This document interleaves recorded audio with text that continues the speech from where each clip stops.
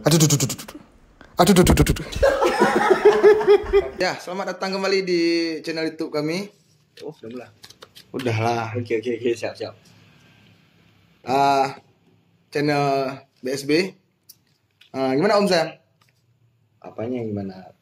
Banyak bahan ya? Enggak, ini bahan tesi kok besok. Us. Mau sidang tesi besok. Siap kasih anak S2 ya. Oke. Kenapa Om Sam? Sehat? Alhamdulillah, bikhair. Alhamdulillah ya. Benar, hari ini kita bahas apa nih? Kita bahas Belanda, Cik ya. Belanda. Masih Wah, Belanda. penjajah nih ya. Ya, kita reuni masa 350 tahun yang lalu. Gara pernah jajah kita ya. Ya, Itu ketika udah lewat. Sudah lewat. Kita di sini bukan mau bilang masalah jajahan, kita mau bincang-bincang, ngebacot masalah sepak bola. Oke, Ini Cik. coba kita kupas timnas Belanda Ya, di Orange. di oranye. Ya. Jadi apa nih Cik tentang Belanda? Apa yang udah dapatkan? Ya, Belanda salah satu tim favorit dengan nama besar yang mereka miliki, ya dengan pemain-pemain top yang ada di squad mereka, otomatis ya pastinya memberikan status salah satu tim unggulan di Piala Eropa tahun ini.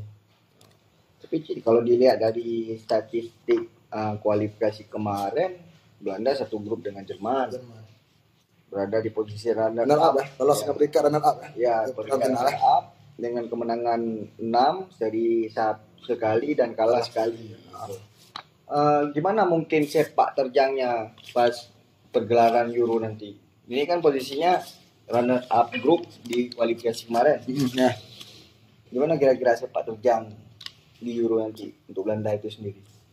Kalau melihat dari hasil kualifikasi, meskipun mereka lolos sebagai runner up, tapi di bawah Jerman ya, sesama tim favorit juga lah di Piala Eropa tahun ini. Jadi peluang mereka lumayan besar kalau dilihat dari lawan mereka nanti di grup C ya, di grup C. Di grup C, Belanda bersama Ukraina, dua lagi Makedonia, lagi Austria. Austria itu lagi ya. Jadi yang memungkinkan akan menyulitkan mereka itu ya Ukraina. Ukraina ini kan salah satu tim underdog lah. Underdog di bawah anjing. Underdog kuda hitam lah. Karena kan seperti kita ketahui di hasil kualifikasi kan ini kan menjadi perhatian Ya. Ukraina ini. Mereka satu grup dengan Portugal yang notabene adalah juara bertahan. Justru mereka yang juara grup. Portugalnya yang runner up meskipun sama-sama lolos ya. Tapi dari situ kan bisa kita lihat bahwa Ukraina di bawah Andriy Shevchenko ini ya legenda mereka juga ya. Ini tidak bisa dianggap sebelah mata. Jadi Belanda harus waspada dengan Ukraina. Tapi kalau dari sisi grup pun mungkin Ukraina Belanda bisa melaju dengan mudah kalau di atas kertas. Di atas kertas. Ya, kan Austria, Makedonia ini pun tim yang biasa-biasa aja sih. Ya. Bukan tim yang apa. Karena Makedonia Utara sekedar informasi adalah mereka tim dengan 3 terbaik yang lolos. Karena di setiap grup itu kan yang diambil kan 1 dan 2. Kemudian di antara semua grup di kualifikasi ada istilahnya undangan lah, satu lagi tim 3 terbaik dan mereka yang berhak. Ya, jadi melihat dari Belanda itu sendiri, tentu di fase grup nanti teman-teman tidak ada partai-partai yang menegangkan lah untuk Belanda. Ya. Terutama palingan cuma ketika menghadapi Ukraina. Ya. Ketika menghadapi Ukraina mungkin Belanda harus all out lah kita bilang. Sempat membuat kejutan pas kualifikasi kemarin dengan juara grup dan Portugal di bawah. Sedangkan Portugal saja di bawah mereka saat kualifikasi ya. Jadi harus penuh hati-hati ya kalau menurut saya Belanda. Melihat dari kedalaman skuad yang dibawa oleh pelatih Belanda pas Euro nanti, sejauh mana kedalamannya? Kan seperti kita ketahui juga bahwasannya banyak pemain Belanda yang notabene-nya pemain utama seperti Pandai. Kemarin pun baru dirilis berita bahwasanya Van de Beek dicoret karena cedera. Ada beberapa pemain yang memang tidak diikutsertakan karena cedera ya. Jadi gimana nih Cik ke depannya? Apa mungkin yang akan dilakukan pihak manajemen dari Belanda tuh untuk melakukan persiapan yang mapan, karena kan dari jauh hari tentu Belanda sudah melakukan persiapan. Cuma kan tiba-tiba dalam keadaan seperti ini 2-3 hari mau gelaran Euro-nya tiba-tiba pemain cedera. Ya pastinya ada pemain yang siap mengambil tempat, karena kan di setiap kesempatan pemain itu dipanggil timnas kan, bagaimanapun pasti akan memanfaatkan kesempatan tersebut. Dan kehilangan terbesar dari Belanda tentunya seorang Virgil van Dijk. Dia juga bukan sekedar kapten bagi Belanda, tapi dengan jiwa leadernya, dengan ketenangan dia, itu sebenarnya sudah sangat membantulah rekan-rekannya. Dan terbukti di Liverpool musim lalu dengan cederanya Van Dijk, Liverpool tertatih-tatih. Jadi kan Van Dijk ini sudah sangat kenyang pengalaman, dewasa lah, dan di umur dia sudah umur emas. Jadi kehilangan Van Dijk ya sedikit banyak pasti terasa di tubuh Belanda. Di balik berita duka lah bagi Belanda. Kehilangan Van Dijk dan Van de Beek ini, tentu Belanda mempunyai talenta muda yang masih dibilang matang kali, usia matang nggak juga, tapi memang talenta muda mereka lebih ke pemain potensial lah, yang sudah muncul, yang baru-baru naik daun lah, seperti Ryan Gravenberch, kemudian ada Donny Malen di lini depan. Tentunya ini melengkapi skuad-skuad yang memang dalam beberapa tahun terakhir yang menjadi tulang punggung tim Belanda sendiri, seperti Depay, Frenkie de Jong, pada tahun 2000 berapa kemarin tuh National League mereka masuk final.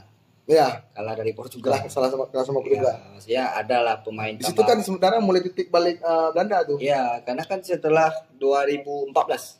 Setelah 2014 mereka finish di peringkat ketiga.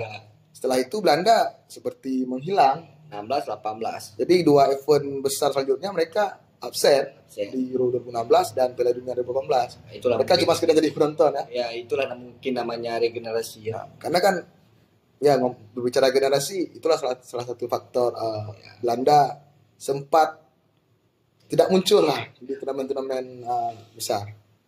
Comeback terbaik lah kita bilang pas National League kemarin. National League mulai kembali seperti memberikan asa gitu. Seperti memberitahu kepada rival-rival mereka bahwa mereka sudah kembali baik. Sudah mulai bangun lah. Walaupun lagi-lagi kita bilang spesialis runner up ya. Seperti Indonesia lah, AFF. Jauh-jauh dari Indonesia lah. Jadi kedalaman skuad yang dibawa oleh Belanda ini kan perpaduan antara senior dan anak-anak muda potensial. Sama seperti pembahasan sebelumnya. Tentu ada perpaduan. Jadi di gelaran Euro tahun ini banyak memang rata-rata tim membawa pemain-pemain yang memang kolaborasi antara pemain senior dan pemain yang baru memulai petualangan di kancah internasional ya. Dan mungkin belum ada cap sama sekali. Tapi masih baru-baru diberi kesempatan. Diikutsertakan mungkin main perdananya dari bangku cadangan. Mungkin ini kan masih kita. Dan tentunya ini kan akan menjadi pengalaman terbesar mereka ya. Untuk Belanda, masa depan Belanda.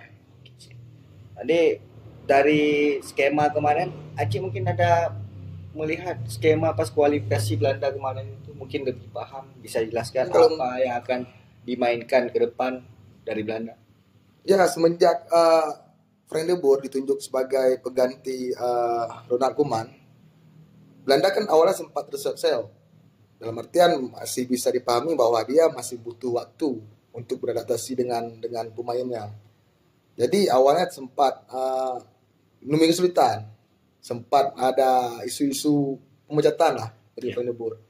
Kemudian pelan-pelan makin ke sini makin dekat Euro, mereka sudah mulai kembali menemukan permainan terbaiknya, skema terbaik. skema terbaik. Jadi kualifikasi kemarin monotonnya lebih bermain kepada skema yang bagaimana dari Belanda. Apakah skema tersebut akan dibawa kembali? Iya, kalau berbicara Belanda kan sudah sejak zaman dulu Belanda ini kan memainkan permainan total football, permainan cantik. Itu kan memang sudah menjadi apa istilahnya identitas lah dari Belanda. Jadi sampai di era sekarang mereka masih memainkan permainan tersebut. Berarti tidak jauh berbeda. Tidak jauh berbeda. Mungkin hanya sempat tenggelam karena regenerasi mereka yang agak terlampau jauh ya. Tidak jauh. Era sebelumnya. Tidak jauh berbeda, tapi dengan pemain yang berbeda. Berbeda. Belanda is back. Belanda is back. Oke. Melihat dari segi peluang di grup C nanti, apakah Belanda bisa dengan mudah melaju? Tapi sebelumnya tadi kan sudah pernah kita katakan bahwasanya kemungkinan akan mudah.